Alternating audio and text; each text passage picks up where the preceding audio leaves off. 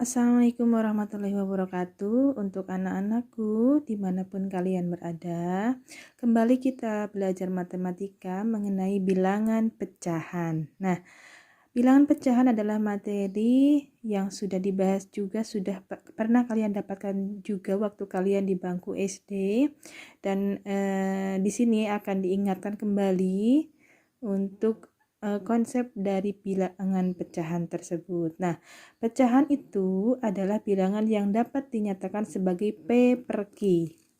Sini ya, di mana P adalah sebagai pembilang dan Q adalah sebagai penyebut. Di mana P dan Q itu merupakan bilangan bulat dan Q-nya itu tidak boleh sama dengan 0 ya. Nah, konsep dari pecahan itu sendiri mengulang ya. Pecahan itu sebenarnya merupakan bentuk dari bagian dari semua bagian yang ada ya. Jadi misalnya ini konsep ya, ini waktu di SD kalian sebenarnya sudah diperdalam ya. Jadi misalnya ada 4 bagian yang sama seperti ini, yaitu 1, 2, 3, 4. Jadi semua bagian yang sama di sini yaitu ada 4. 1, 2, 3, 4. Nah, sekarang ada bagian yang diarsir yaitu 1 bagian ya. Nah, kalau ada pertanyaan, bentuk pecahan dari bagian yang diarsir itu berapa? Nah, artinya apa? Nah, kita hitung yang diarsir ada berapa bagian? 1. Oh, berarti 1 per semua bagiannya ada berapa tadi? 1, 2, 3, 4. Nah, berarti per 4. Jadi bagian yang diarsir adalah 1 per 4. Artinya apa itu? Artinya 1 itu 1 bagian dari jumlah semua bagian yang ada. Jadi 1 bagian tersebut per semua bagiannya adanya berapa? 1, 2, 3, 4. Per bagian yang ada semuanya. Berarti 4. Kalau semuanya ada 4 berarti per 4 gitu ya. 1 bagian dari 4 bagian yang ada itu. Nah, kemudian pada pecahan kita pasti akan mengenal yang namanya pecahan yang senilai. Nah, pecahan yang senilai itu yaitu pecahan-pecahan yang nilainya sama ya. Misalnya, contoh, tentukan pecahan yang senilai dengan 1 per 2.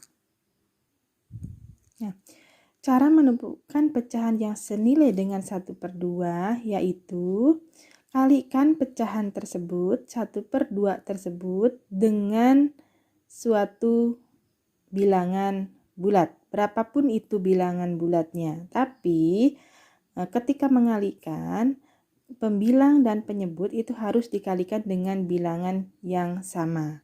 Ya. Contohnya misalnya 1 per 2. Kita kalikan dengan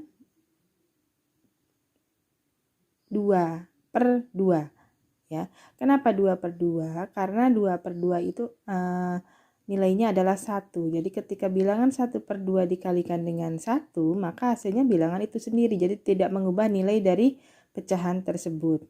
Ya. Ketika ini 1 dikalikan 2, maka yang penyebut juga dikalikan 2. Pokoknya yang 1 dikalikan 2, ketika pembilang dikalikan 2, maka penyebut juga harus dikalikan 2. Nah, 1 kali 2 adalah 2, 2 kali 2 adalah 4. Jadi 2 per 4 itu senilai dengan 1 per 2. Senilai artinya nilainya sama. Kemudian mencari lagi yang lain. Kita tadi dikalikan dengan 2, sekarang kita kalikan dengan 3. Makanya ketika dikalikan dengan 3, dua-duanya artinya pembilang dan penyebut tersebut harus dikalikan dengan 3 juga. Maka di sini dikalikan dengan 3 per 3. 3 per 3 juga artinya 1. Jadi tidak mengubah nilai dari 1 per 2. Ya. 1 kali 3 per 2 kali 3. 1 kali 3 adalah 3, 2 kali 3 adalah 6. Ya, jadi 3 per 6 itu senilai juga dengan 1 per 2. Cari lagi yang lain, kita kalikan dengan 4 per 4 misalnya ya. Berarti 1 kali 4, 4, 2 kali 4, 8. 4 per 8 juga senilai dengan 1 per 2. Kalau kita kalikan dengan 5 per 5, maka 1 kali 5 adalah 5. Kemudian 2 kali 5 adalah Maka 5/10 juga senilai dengan 1/2 ya. Jadi yang senilai dengan 1/2 itu adalah 2/4, 3/6, 4/8, 5/10 dan seterusnya ya.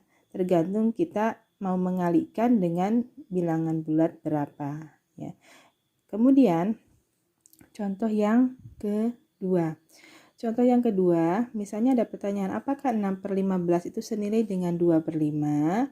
Nah, kalau pertanyaannya senilai atau tidak, maka pecahan tersebut kita sederhanakan ya, atau kita bagi, kebalikan dari yang tadi ya, yang tadi kita kali, kalau ini kita bagi dengan bilangan yang sama ya. Kita bagi dengan bilangan yang sama. Misalnya di sini 6/15 kita bagi dengan 3. 6 dibagi 3 itu hasilnya 2. 15 dibagi 3 juga ini adalah hasilnya 5 ya.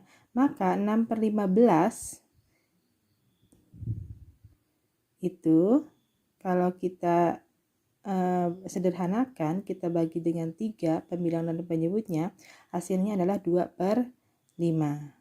Makanya 6/15 dengan 2/5 itu adalah senilai, artinya nilainya sama.